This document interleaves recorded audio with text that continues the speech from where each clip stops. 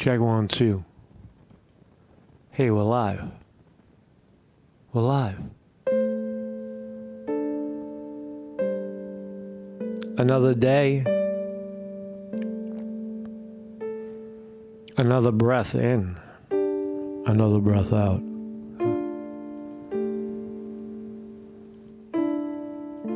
What do you know? What do you know? What do you know?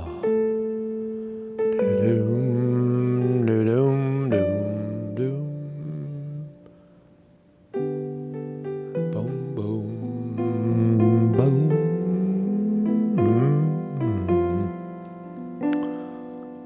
Good morning to you. Good morning to you. Good morning. Good morning. Good morning to you. How are you, man? How's everybody doing? Hey, welcome to the program. Marcus Conte reporting on, wow, what a development in our government. We have a government in this country, America. Well, at least we used to have one that worked on behalf of the people. But it does seem that something is going on in the House of Representatives, unprecedented in modern times. The Speaker of the House, newly elected in January, his name is Kevin McCarthy, he was ousted by a very small group of Republicans who used the Democratic balance of the House to oust their own guy. Wow, that's unprecedented, right? Usually all the Republicans band together and vote the same, and the Democrats do the same, and that's how laws are passed in Congress. But not anymore.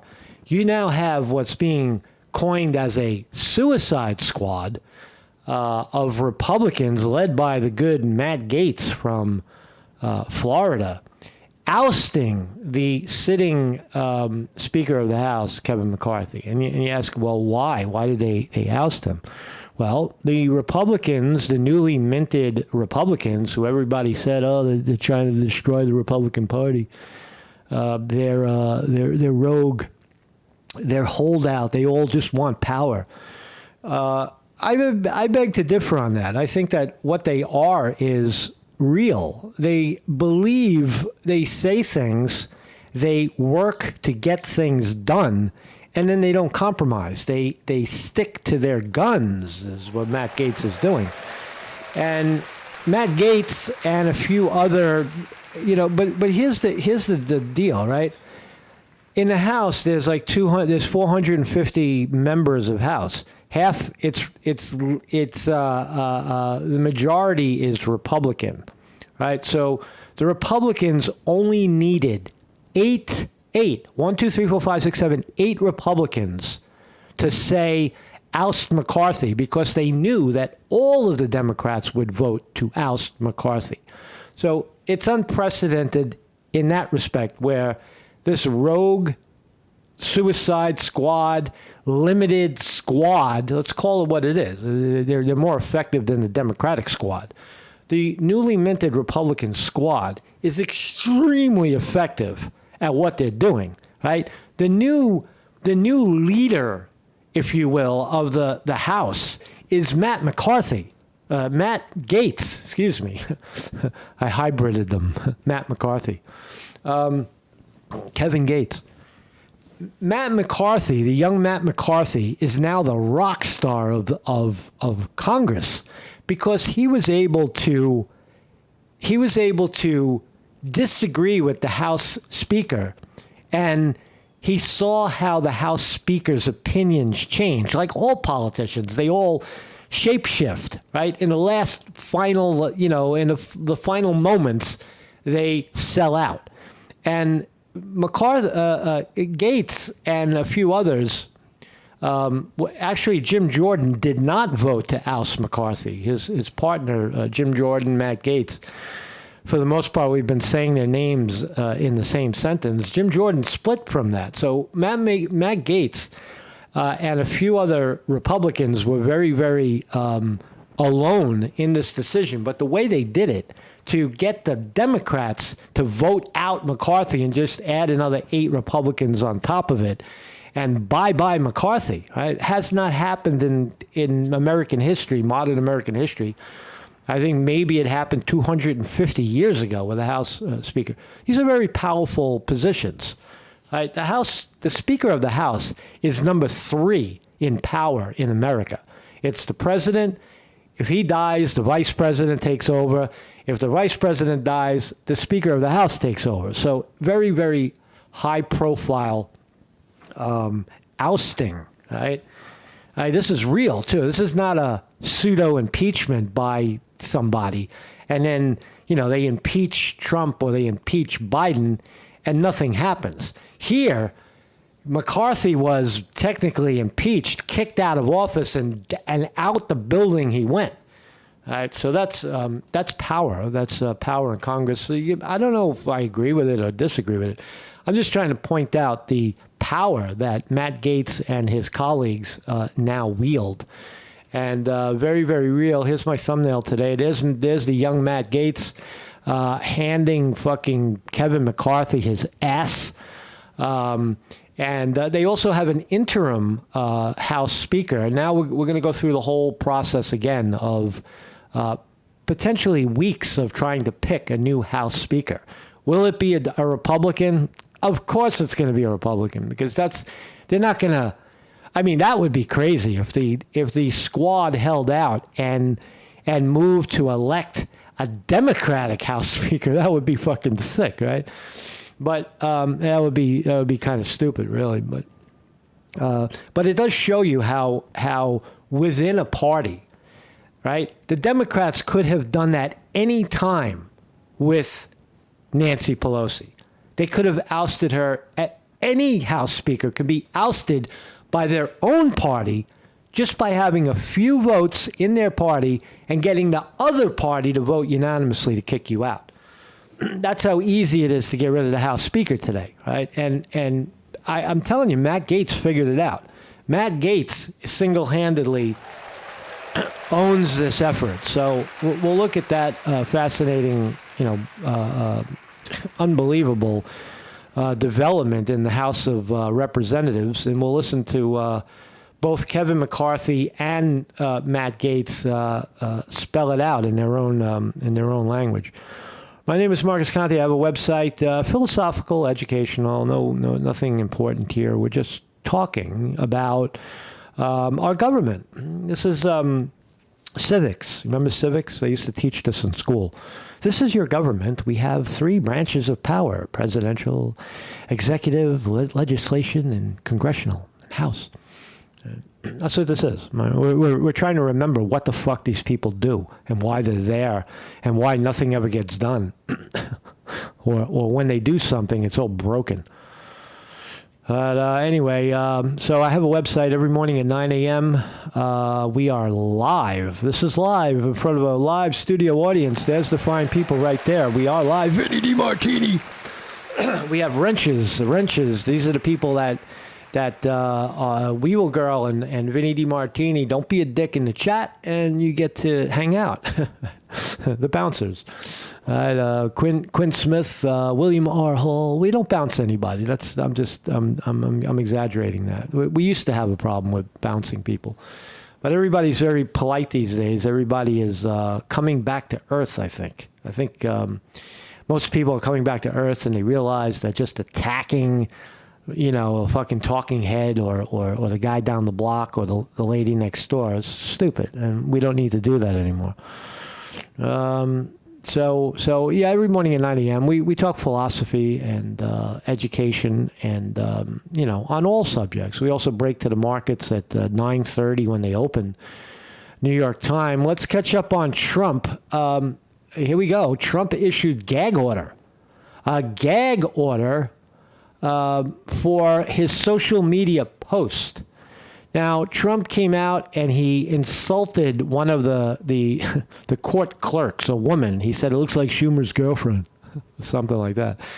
And the judge turned around and issued a gag order. Now, this is fucked up because when a judge in a rogue case like this wields power over the front runner for the presidency, we have a problem, right? And he's a Democratic liberal, kook, Engeron, whatever his name is, right? Fucking Andrew Engeron, the judge in the fake fraud lawsuit, issued a gag order for Trump calling people names.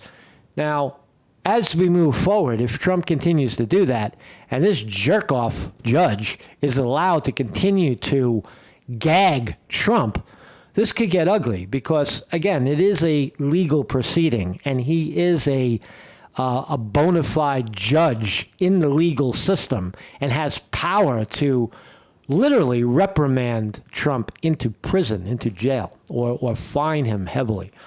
I don't know if we could put him in jail, but certainly, Arthur Engeron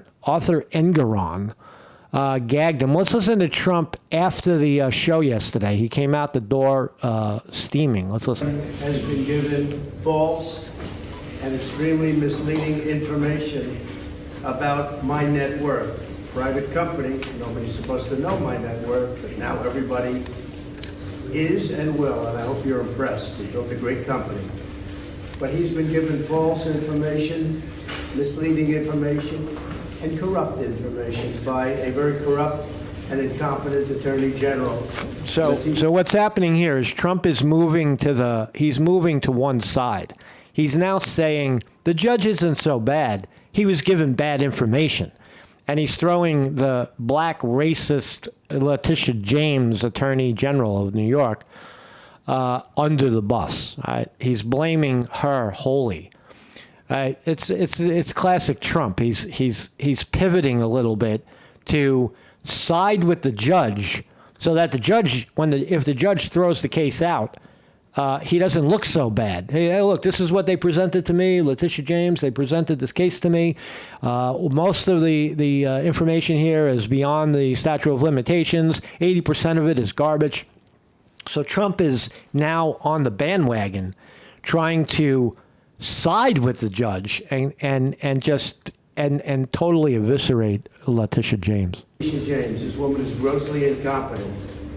This woman is grossly incompetent. Corrupt and incompetent Attorney General, Letitia James. This woman is grossly incompetent. She ran on the basis, I will get Trump without knowing anything about me. So he's been given this information. It's now you look at this and you say, well, this is politics. Well, it is politics because the only reason Trump is standing in fucking state court in Manhattan is because of politics. This would not be a case. There is no crime. There is no civil, fucking anything here. It's just a business guy who cooked a little bit of the books, not much, which they all do. And what is cooking the books anyway? Right? What is real estate really worth? Right? It's worth what people are willing to pay. And if you tell them it's worth a lot, they'll pay a lot. That's just the nature of buying and selling, and Trump knows that.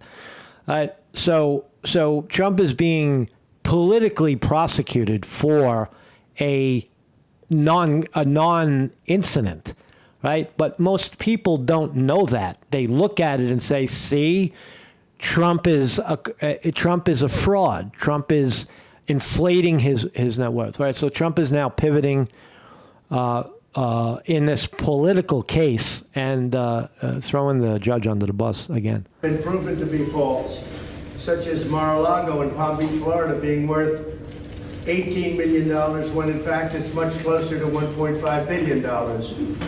And I appreciate very much the officials of Palm Beach calling yesterday and writing. Chris Milk points out freedom of speech. The judge can't legally do that. The judge can legally, the reason why the judge can do it is because Trump verbally attacked publicly to millions of people on social media, attacked one of his clerks. Now, the clerk is off fucking limits. That's like insulting someone's kids. You don't do that, right? Unless it's Hunter Biden and he's a crackhead and buying illegal guns and taking money from the Chinese to the tune of $5 billion. But you get my point. Trump went a little overboard which is what Trump does. Trump is going to push the envelope every chance he gets. And he pushed and insulted one of the clerks. So he's got to shut his hole there. The clerk is just showing up for work. So the clerk has no fucking... He said it looks like Schumer's girlfriend or something insulting. So you don't do that. You don't do that. I would agree that the judge speaking out about that is valid, but it shows you the power the judge has, right? I don't like what you said, and now I'm going to, because to protect my clerk. Saying that she was very wrong. That's not the way you value the property. So she said it was $18 million. It's $1.5 billion. So there's Trump defending himself. The gag order, that's the news right there. Judge now has a gag order on Trump. Don't talk about my staff. Don't insult my staff on social media or else something will happen. Also in news, this is fascinating, right? So the Speaker of the House gets ousted. And then there's an interim guy who steps in because that was on Kevin McCarthy's list of people who might precede him. So they picked this other guy. Here he is. There's a picture of him. I forgot his name. McHenry. Not McCarthy, but now we're McHenry. So McHenry steps in and he realizes that Nancy Pelosi, the former Speaker of the House, still has a luxurious suite office in Congress for her House Speaker duties that she doesn't have anymore.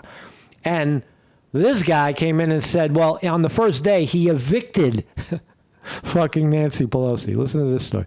Former House Speaker Nancy Pelosi, this is a big shakeup in Congress. I got to tell you, this is a shakeup. This is what democracy looks like right here. Right? These guys mean business. This small crew of Republicans, they mean business. They're tired of just fucking signing bills that they don't agree with all kinds of pork in it. So this guy steps into office. Steps into the House Speaker role for a day or a week or 2 weeks. And former House Speaker Nancy Pelosi was ordered to immediately evacuate her Capitol hideaway office by Wednesday as she slammed attacking Speaker Patrick McCarthy's decision as a sharp departure from tradition. What tradition? What are you talking about, Nancy? There is no fucking tradition. You get elected, you serve, you get unelected, and you leave. What the fuck is what is untraditional about that? Nothing. An email sent to Pelosi's office on Tuesday said that the room will be rekeyed and assigned for speaker use. Right? So McHenry is basically going to take her office away from her. Good. Fuck you, Nancy Pelosi. Thank you for your service. You're not the Speaker of the House. Go back home to California and and take care of your fucking sick husband, the guy who killed his brother when he was 18 in a drunk driving rage. That guy. Go home and why don't you go to Italy and spend all your money, right? You got all this money that you made, hundreds of millions of dollars that you stole literally stole over the years as House Speaker. Give me some money and I'll get you your favor. All that quid pro quo money. Go to Italy and enjoy the rest of your life. And fucking stop with the stranglehold. Stop taking up space in Congress already. Right? Bye-bye, Nancy. What else? So Matt Gaetz burns down the Republican House. Did he? I don't know. I don't think so. But here's the news. Kevin McCarthy ousted as House Speaker, thrusting Congress into chaos, says the New York Post. It's not chaos at all. We mean business, right? We are the Republican Party. We are the majority in the House. And you will do what the majority tells you to do and stop bending a fucking leg to the dirty Democrats across the aisle. That's what these guys are saying. So Kevin McCarthy made the wrong kind of history Tuesday, becoming the first Speaker of the House to be ousted by a flaw vote driven by members of his own party. Unfucking precedented. Here's the names. 8 Republicans. Andy Biggs, Arizona. Ken Buck, California. Tim Burchett of Tennessee, Ellie Crane of Arizona, Matt Gaetz of Florida, the leader of the squad, Bob Good of Virginia, Nancy Mace of South Carolina, and Matt Rosendale of Montana. Congratulations, guys. They banded together with a united Democratic conference to declare the office of Speaker vacate by a vote of 216 to 210. So you see, they got him. Those 8 people were able to swing the vote in favor of ousting McCarthy. Unbelievable. They banked that they would get every single Democrat, which they did. Right? They played to the vanity of the Democrats. Very, very, very sophisticated politics. They said, oh, the Democrats will vote to get rid of McCarthy because they don't like him. Right? So if we don't like him and we lead the charge, they'll just agree. It's brilliant, really brilliant fucking politics. And Matt Gaetz warned McCarthy that would happen, and he delivered. He delivered on his promise. McCarthy, who ruled himself out of trying to get the job again, was booted 3 days shy of the 9-month anniversary of his 15-ballot election back in January. So they're going to go a lot of, maybe it might move quickly. I think they're looking at Steve Scalia to replace. But they mean business. And if they can do it once, they'll do it again. That's the other part. Unless the Democrats figure it out and say, well, the Republicans, they want to get rid of this guy. Most of the Republican Party did not want to get, remind yourself of that too. Only 8 Republicans voted to get rid of McCarthy. The remainder, over 200 sitting Republican congressmen got fucked out of McCarthy as Speaker because the squad decided to rise up. That's how I see it. That's how I'll frame it. Now lawmakers race a rerun of that marathon process. Steve Scalia of Louisiana, the favorite at this time. I don't know about that. I think they should make fucking Matt Gaetz the speaker. Why not? Right? He's rattling the boat. Right? With Jim Jordan. They keep pushing Jim Jordan as well. Put his name into the hat. I may have lost the vote today, but as I walk out of Congress, said McCarthy, I feel fortunate to have served the American people, he added. I believe I can continue to fight, maybe in a different way. So there he is, all smiles. Very, very admirable character McCarthy is. He doesn't seem bitter. He doesn't seem angry about it. I've never seen him raise his voice. Let's listen to him concede. Good evening, all. You know, President Abraham Lincoln once said, I'm an optimist because I don't see any other way. If you ever come to my office, you'll see the portraits of Lincoln and Reagan. And I firmly believe if Reagan gave us advice, he would say, if you believe your principles bring people greater freedom, you should be happy about it. I've always been excited that I've been a happy conservative. But I've always believed that I've been so fortunate to be an American. He's very humble. He's a very humble human being. But he's not, I would just look at him and I say, it's not your time. You're like a Mike Pence. You stand in the middle and then you negotiate with the other side and you concede to things that are ridiculous, right? This is over the spending bill or whatever, or the monies that were going to Ukraine. Whatever the problem was, McCarthy was too soft, and that's why he's not the House guy anymore. He didn't stick to his guns, right? I think Steve Scalia will. I certainly believe Matt Gaetz will, and I certainly think Jim Jordan will. They don't know anything else. A guy like Matt McCarthy is Kevin McCarthy is a little too soft for our times, I believe. My journey to this office was something people wouldn't understand. I grew up in a town of Bakersfield, California, the son of a firefighter, the grandson of immigrants. Parents worked hard, the youngest in my family. Didn't have great wealth and got out of. Looks like he smoked a California bong before he took the stage. A little lackadaisical, Matt. Kevin, snap out of it, man. High school, I didn't have great grades. Couldn't get a scholarship. Went to community college. Flipped cars to try to pay my way through it. Went to visit some buddies. Away in college for a weekend. Stopped at the grocery store to cash a check, and I won the lottery. One of the first in California. It was before Biden economics. It was only 5,000, but it went much further back then. All right. So he's very humble. He's not coming out with venom. He's not saying it's a disgrace. It's a fucking dereliction of duty. It's like Trump. They're all rogues. They're all racist. Right? He's being very dignified, and he's essentially bowing out after 9 months of service. Thank you, Kevin McCarthy, for your service. Let's listen to Matt Gaetz respond. Matt Gaetz led the charge. Let's listen. Now the man behind today's effort that led to the ouster of the now former Speaker Kevin McCarthy, Congressman Matt Gaetz, joins me live. Congressman, thanks for being with us tonight. I want to get right to the criticism, chief criticism by some of your GOP colleagues that we've been covering, that and the angle made the point that it took your aligning with Democrats and even pals of Liz Cheney and the Republican Party like Ken Buck to produce a result that as of now has no solution.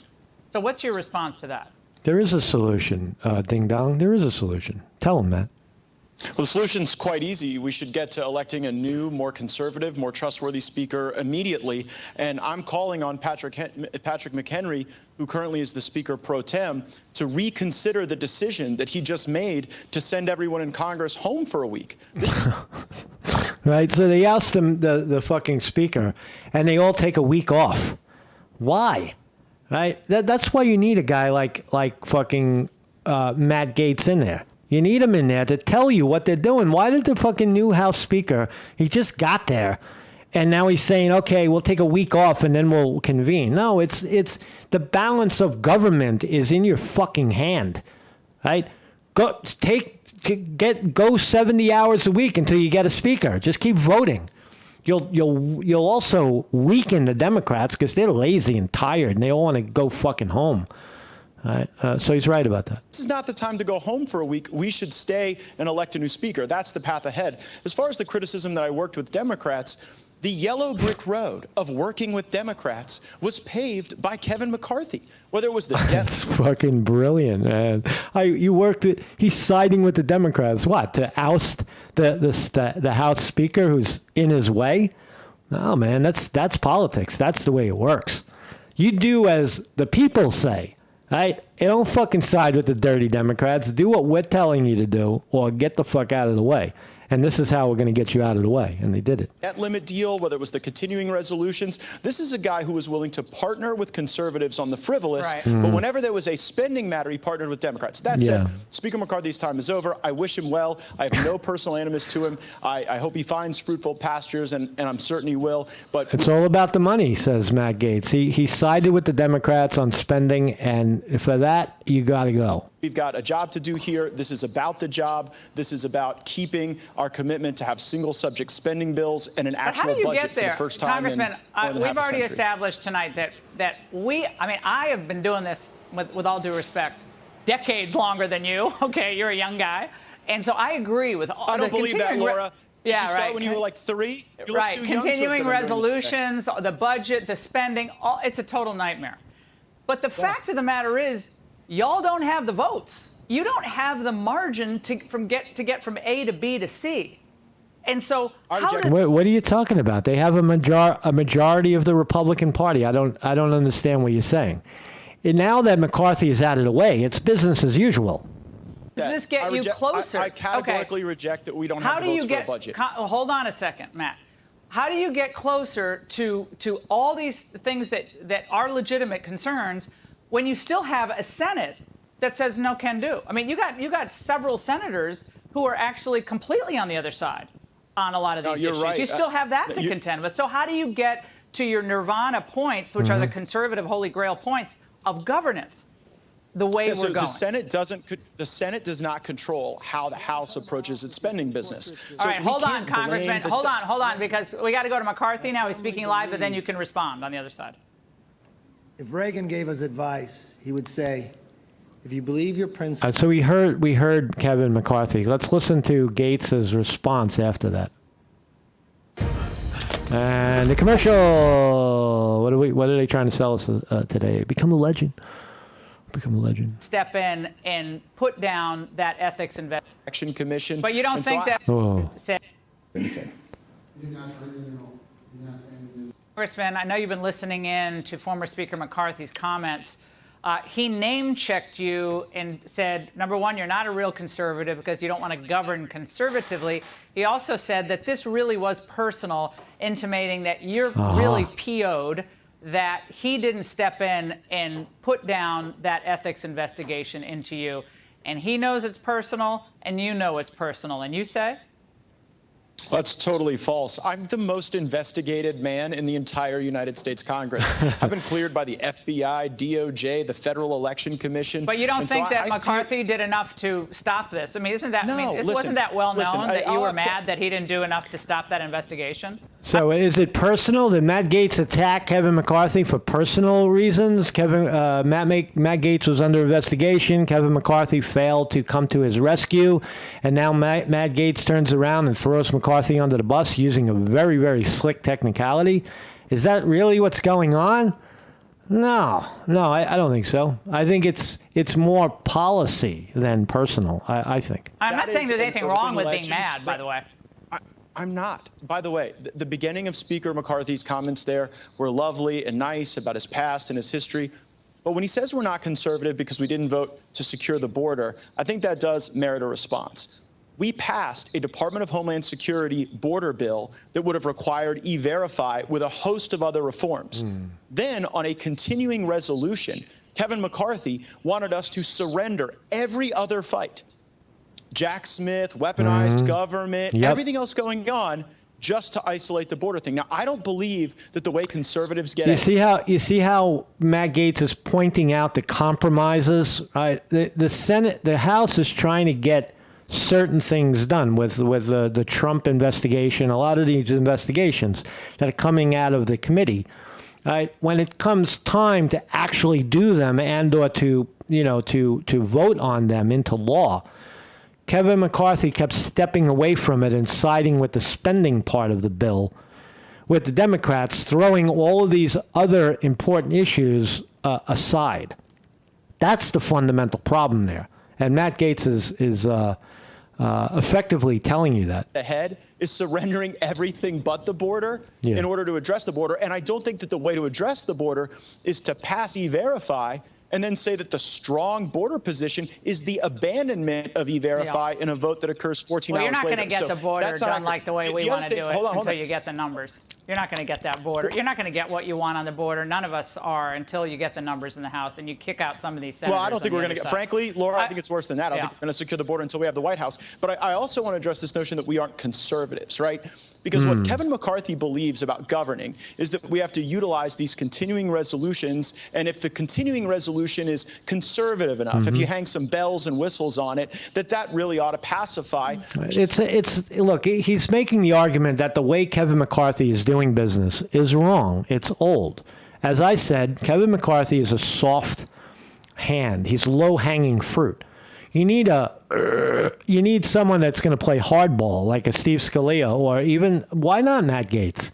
Why not? Matt Gaetz single-handedly fucking chopped off McCarthy's head. Why not make him the House Speaker, right? That's what I say, man. Fucking Matt Gaetz for House Speaker. Let's listen to Jim Jordan spin it. Jim Jordan, who's been is a proponent of the squad. How's the markets doing? It looks like we're going to open up. Ba-boom, ba-bing. All right, up. NASDAQ up NASDAQ up 91 points, 94, excuse me. It was a bad day yesterday.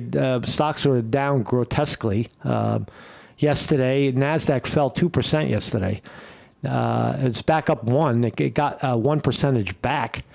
Dow Jones Industrial Average now up 58 to 33,000. S&P 500 holding at 42.4, up 17. Let's look. The big board technology bouncing. NVIDIA up 4.5. Google up $1.50. Apple looks like it's going to go green, down 10 cents, 8 cents, 7 cents, 6 cents. You can see Apple right here. It's going to click green in a second, down 4, 3, 1. So Apple's going to go green right about now. Watch Apple go green. Amazon, 207, up. Meta, formerly Facebook, up. Microsoft, up 3.5. Tesla, up almost 6. So technology storming back. Rivian up 61 cents. Tilray, the marijuana meme stock, getting a little hit here, down 12 cents to $2.11. Might be another buy here at $2. Maybe it'll bounce up again to 3 or 4 or 8.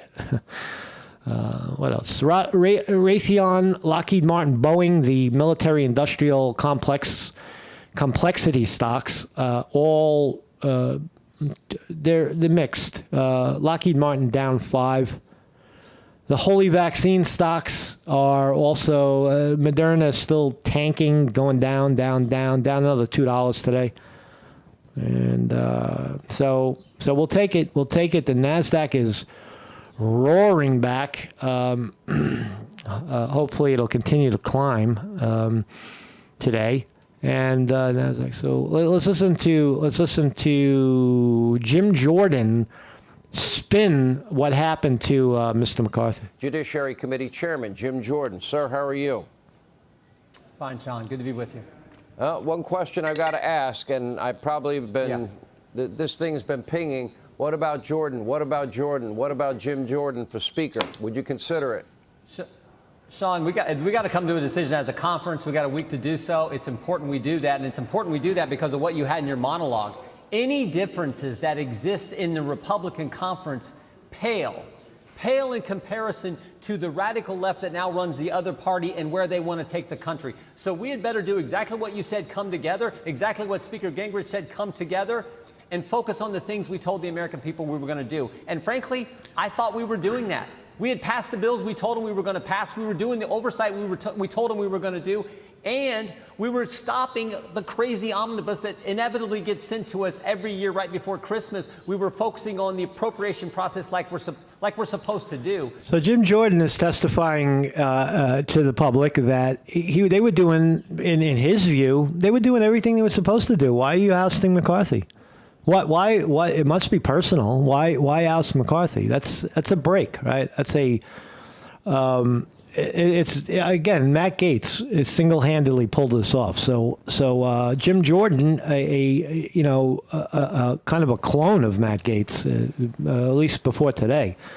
So you might be seeing as well a severing within the squad. Right? There's a sub-squad led by Matt Gaetz. So Jim Jordan is like, I don't know, we were doing everything we were supposed to do. What's going on? Why are you ousting the House Speaker? Says Jim Jordan. I thought that was happening, and frankly, I thought what happened to Speaker McCarthy was not fair. That's it. That's a statement. What happened to Speaker McCarthy was not fair, according to Jim Jordan. Okay, next question.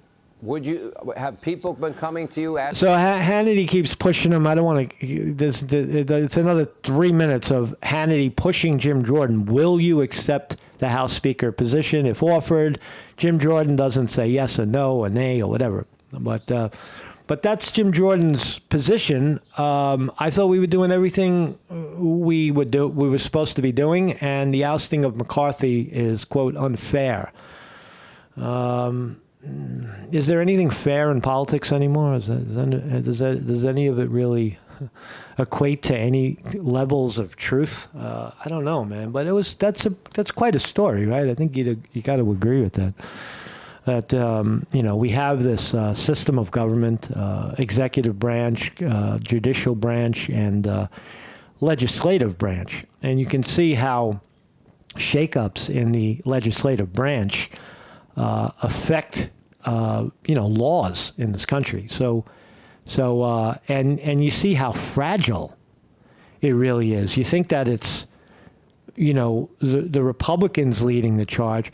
You got to ask yourself, what did the squad, right, the radical left squad, actually do in terms of politics, right? In terms of